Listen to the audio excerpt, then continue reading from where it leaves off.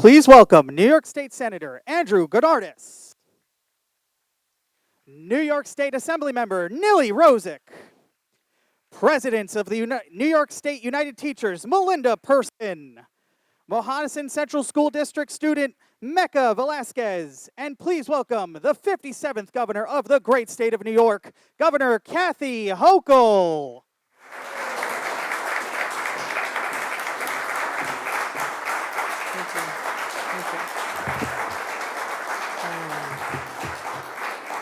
Thank you. Across the state of New York, there is an epidemic of suffering. Our young people are grappling with feelings of depression, anxiety, a deep sadness that never seems to dissipate. Many of them, shockingly, have even contemplated taking their own lives. What is the unifying factor that so many of these teenagers share? It's simple. There's a few things here. Our nation weathered a public health crisis that drove many young people away from the human connection into a connection with another world, a darker world. And now, as you'd think they'd be coming out of this, trying to reemerge, trying to make connections again, now they're dealing with the negative effects on mental health that is driven by social media and the addictive algorithms that bombard users, creating literally addictions. There are people in this room who've said we can find a better way. This does not have to be the future for our children. And I want to thank them. I want to thank Senator Andrew Goddardis for stepping up and leading the charge with Assemblymember Nili Rosick. Let's give them a round of applause. Please stand up. Thank you. Dr. Ann Sullivan, who's gone to so many schools with me as we've gathered teenagers and heard their own pained voices, literally asking us for help. I want to thank you and your department for all you're doing to help eradicate this. Dr. Ann Sullivan.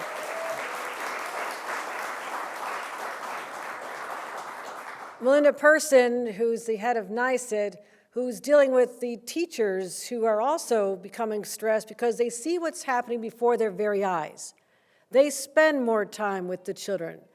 They see the deterioration of their mental health, and her voice here today is also critically important. I want to thank her as well for championing this issue. We have a student, Mecca Velasquez. I want to thank her for coming over from the Mohonasen School District. I asked if she's taking time off school today. She said no, she was off school, so this is even better. I'm even more impressed of what you're doing. And Jared Hova, the Senior Advisor and Policy Counsel to the Office of the Attorney General, Tish James, who's been doing an extraordinary job on this, and I'll talk about her in a minute. But I know about this crisis because New York teens have told me themselves in their own words. When you don't see me here, it is not unlikely that I'm in a school. Started in the Bronx over a year ago, found my way through Long Island, upstate New York, everywhere I can get into a library and teenagers gather around me, surrounded by people who care deeply about them, their principals, their administrators, trying to say, you know what, we've got something that's unprecedented. Their parents didn't have to deal with this when they were students here, but the main thing is we make sure now that their younger siblings never have to either. So I've gone everywhere. We had a youth mental health summit. Thousands of people gathered last June. We had our listening tour. And when I listen, maybe this is because I'm a mom and I've raised teenagers, when you hear the pain in their voices, it hits you right here because we're hardwired to just make life easier and just more joyful. Childhood is supposed to be a joyful, happy time. I'm not just talking about toddlers who don't know anybody, young teens, and as you're merging into independence as a 14, 15, 16-year-old, they shouldn't be dark places for you. And the feelings of low self-esteem that just refuses to let go. And this darkness lives on platforms like Instagram, TikTok, These are ruled by addictive algorithms designed to draw the young people deeper and deeper into that darkness over and over.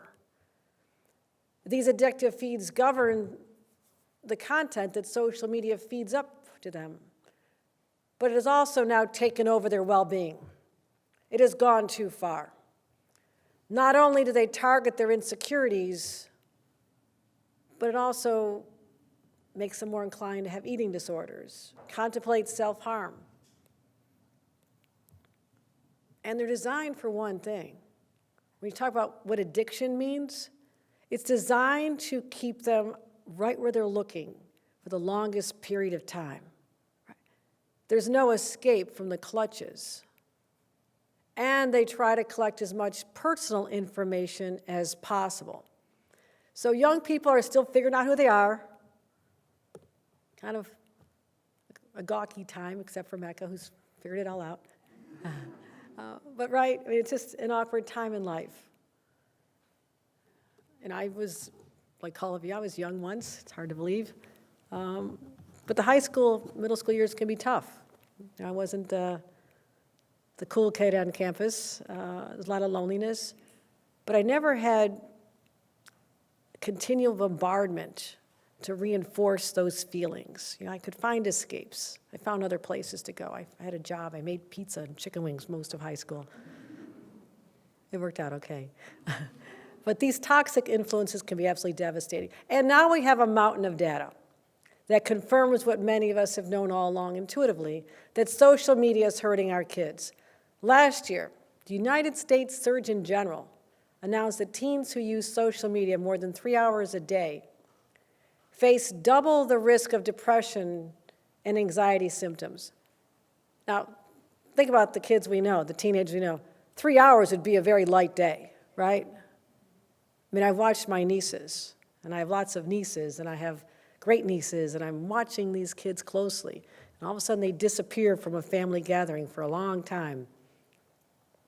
I know where they are. They're not outside kicking a ball. They're in the clutches of social media. So you've heard me say this. As governor of the state of New York, it's my responsibility to keep our people safe and healthy, safe from all threats. And as a mother and grandmother who's heard directly from parents, I say it's time we step up. If we as elected adults don't heed the damning data and the cries for help that are coming from across our state and take action, then we have failed in our most instinctive duty. That is to protect children. None of us needed a poll to tell us that New Yorkers expect us to take action to protect the youngest from these addictive algorithms. Every generation has its own challenges. We stopped marketing tobacco to kids because we knew that was bad for them. We raised the drinking age to what it is now. And now we're also meeting that challenge despite opposition. We're going to take action to protect today's young people from the defining problem of our time, and that is the mental health challenges that they're experiencing. Now, last October, I was joined by Attorney General Tish James, Senator Gennardis, Assembly Member Rosick, and concerned parents, many of whom are in this room from all across the state of New York. We announced legislation to prohibit minors from being exposed to dangerous feeds and guard them from the online entities that work to collect their personal data. You just ask any parent, how do you feel about your children's personal data being collected for commercial use or other uses? Does that make you sleep better at night? No. So I can tell you today, many months later, it is my priority to ensure that these nation-leading bills are passed before the legislature goes home, and we are making progress. Again, I want to commend these two leaders. It's been tough out there, and you have not flinched a bit. And that, to me, is something we all should be proud of and praise, because our residents, our parents, our children need your help, and we're going to get this done. We have been working with so many partners, other partners in the legislature who care about this, because we'll be judged by whether we met this moment. And I want to give, again, special recognition to Attorney General James. She's been a remarkable leader on this. And all the parents, advocates. And I'm so glad she's been a great advocate with the parents. And when it comes to something as important in our children's health, doing nothing is not an option. So we're going to fight for them. Already we've made enormous strides. I mean, this is not a new space for us. We've had to do a lot to safeguard our children's mental health.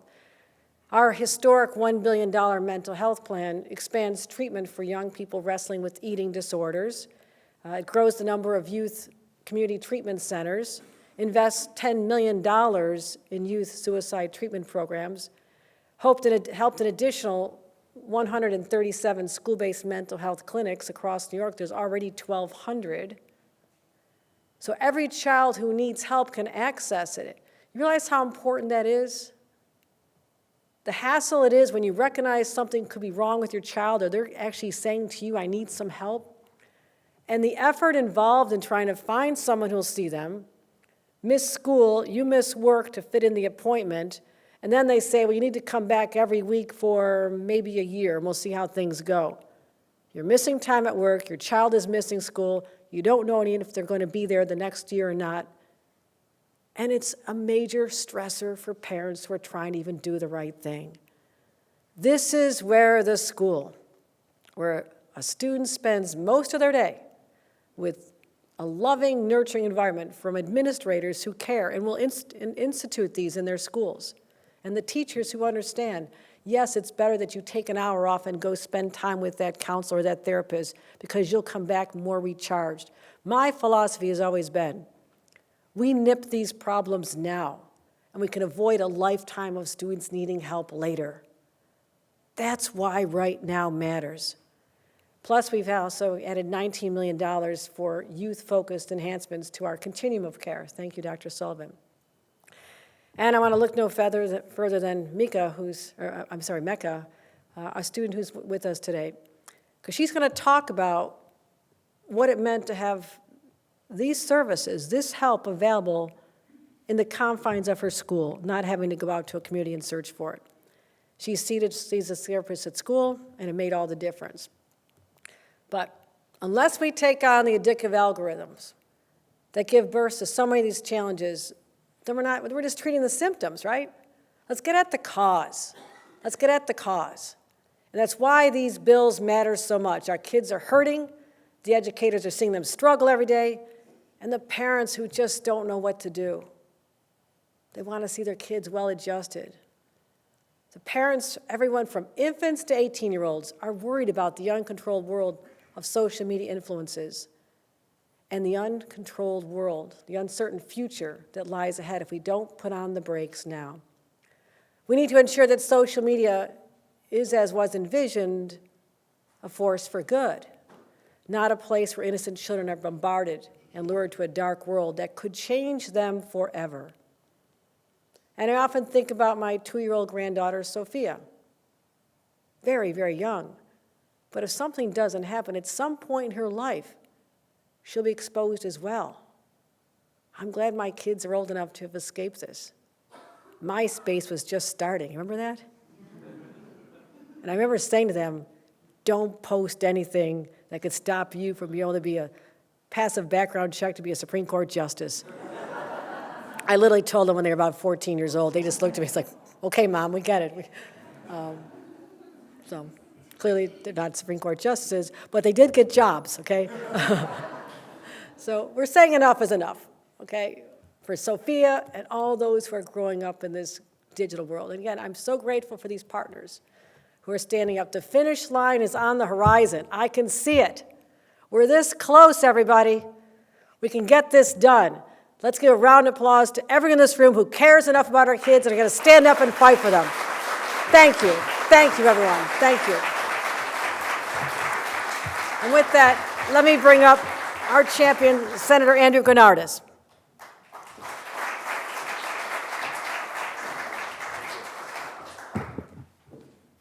Thank you very much, Governor Hochul. Good afternoon, everyone. We are trying to do something very, very difficult here in the state of New York. And doing difficult things, doing big things takes a lot of work. And I really want to thank the governor for her leadership, the attorney general for her leadership, my colleague in the assembly, Assemblywoman Nili Rosick, for her partnership in this. You see other states that have tried to do something about social media. In my view, they've taken the easy way. And the easy way makes us feel good, but actually does not get to the root cause of the problem. And what we're trying to do here in New York is go after these addictive algorithms. And these algorithms are like heat-seeking missiles that seek out and prey upon the insecurities and vulnerabilities of young users, and they latch onto them, and they exploit them for profit. That's why big tech companies and big social companies have made billions and billions of dollars off of these young people. They're profiting off of the mental health and well-being of our kids. Now, I'm a father of two. My kids are not of social media age yet, thank God, but I'm terrified, as the governor said, if we don't take action now, my children, her granddaughter, the Assemblywoman's daughter, it's going to be too late for them. It'll be way too late. And so we have worked tirelessly to try to get the bills to this point. We are, I hope, very close. We have urgency, a deep sense of urgency to act. Parents are expecting us to act. Young people are expecting us to act. Teachers are expecting us to act. Concerned folks in our lives are expecting us to act. And so we cannot leave this legislative session without taking action. We have 8 days to go. We are leaving it all out on the field, as are our opponents. You may have seen the press reports this week, spending nearly $1 million to oppose us. Why are they doing that? Because they know that what we're trying to do strikes at the heart of their business model, and their business model is predicated on profiting off of kids' mental health. And we're here to say unequivocally that that is not okay by our standards. And so, I feel that we are getting very close. We have a lot of work to do left to get this over the finish line, but I really want to thank the governor for her attention to this, for her support in this, and for being such a huge champion of this from last October on, and working with us every step of the way. This is not about an Andrew Gennardis bill. This is not about a Nili Rosick bill. This is not about an Attorney General bill or a Governor Hochul bill. This is about all of us together taking collective action, every branch of government in New York saying unequivocally that we can do better for our kids. So with that, I want to call up my partner in this fight, someone who I'm so glad to be doing this with, and that is Assemblywoman Nili Rosick. Nili?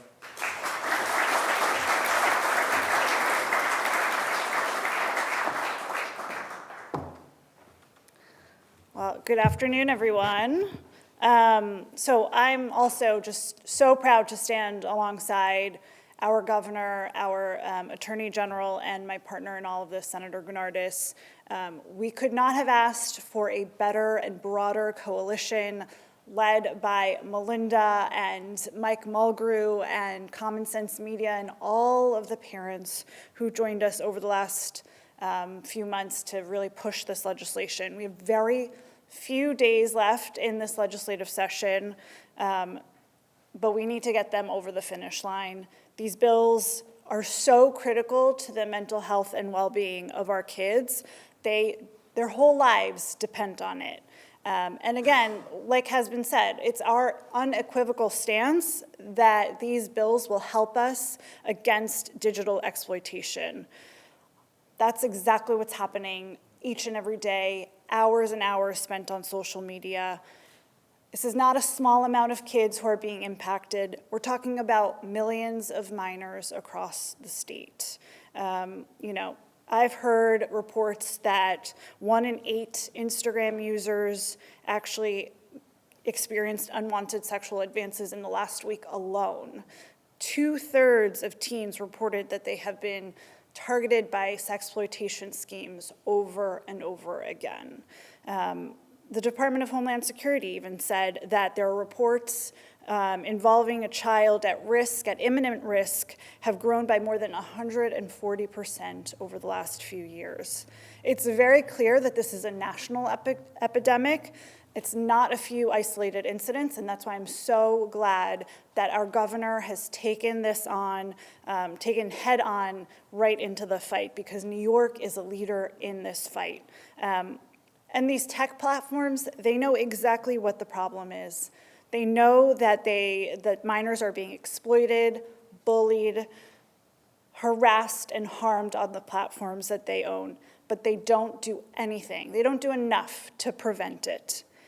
And you don't have to take my word for it, right? I'm a social media user, but you don't have to take my word for it. talk to people like Mecca, to millions of minors, teens across the state who have been impacted.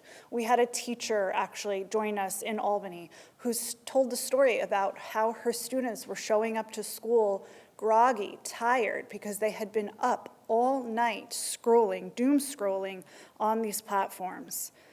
Today we're sending a resounding message that New York will always stand up for digital safety and for the mental health of our kids. In today's digital landscape, nothing is more important.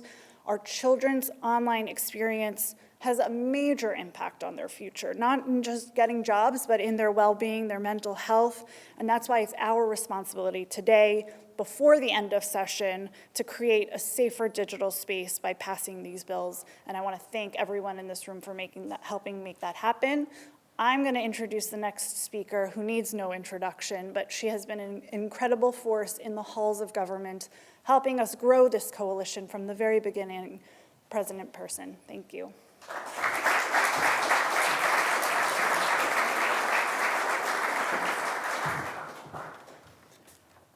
Hello, good afternoon. I'm going to start by actually reading an email that I received this week as a mom. I'm the mother of 4 children. My twins are in 5th grade, and I have a 2nd grader as well. My 4-year-old is in pre-K and not yet in school, but is already reaching for my phone every chance that she gets. Dear parents and guardians, I hope this message finds you and your families well as we approach the end of the school year. I want to bring something to your attention that's come up the last few weeks regarding our 5th grade students' online interactions. We've been made aware that some of our 5th grade students have been engaging in large group social media chats where there have been attempts to find and share embarrassing videos of their classmates. As educators, it concerns us to see such behavior among our students, especially at such a young age. And the superintendent goes on to detail what's happening in my child's elementary school. Parents across New York State need help. This is not something that we can manage on our own. And while I'm here to speak on behalf of educators, I also speak on behalf of the parents, and I want to acknowledge Kyle Belakopitsky, a member of the executive director of the PTA, who is part of this coalition. Teachers know a lot about social media and its impact because it comes into our classrooms. The bullying, students' inability to focus during class, it is something that comes up on every school visit that I have across the state. Now, our members don't want to be the cell phone police and constantly be confiscating or removing phones from students' hands. We need the state to take action to actually address these addictive algorithms. Help our students get the support that they need so that this problem can be taken under control. And this bill is these 2 bills are only the first step. There's so much more that we need to do to address this constant issue. The governor laid out the research. We have circled the problem. And these 2 bills are the first steps to addressing a solution. So I want to thank the sponsors and the governor and the attorney general for their leadership. These are our children, and if we cannot make these common sense reforms to protect them, we need to do this. Thank you so much, Governor, for your support.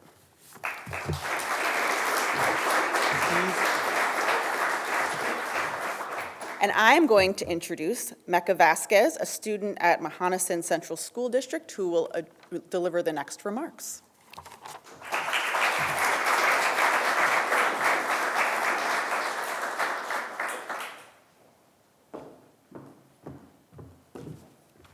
Hello, good afternoon. My name is Mecca Vasquez, and I am a student at Mohonasen High School in Schenectady County. If we, me and my peers, don't have spaces to talk about our feelings, it's so much harder to deal with them. At Mohonasen, the school I go to, we have a school-based mental health clinic, the same type that the governor's $1 billion mental health plan invests in, and that has had a real impact for me.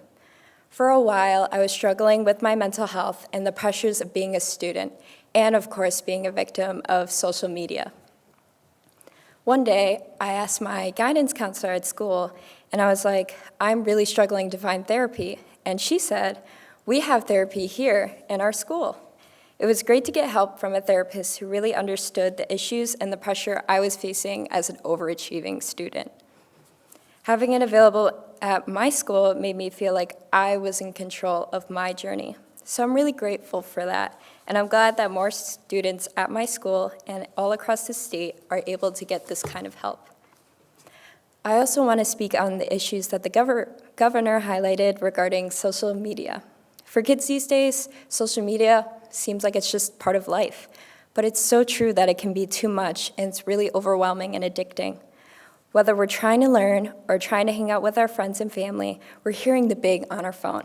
Bing, the girl posted. Bing, she's on vacation. Bing, she's doing more than you. Bing, look at her life, it's great, why isn't yours? Feel stressed yet? This is what me and my peers go through on a daily basis. So it's great that the governor and lawmakers are getting involved in the issue, and I'm really glad that they're focusing on us. And I think it's pretty simple overall. Kids all over the state should be safe on social media, and they should be able to get mental health support that they need now. Thank you for all of you taking action and for making this happen for me and my peers. Thank you very much. That concludes our program.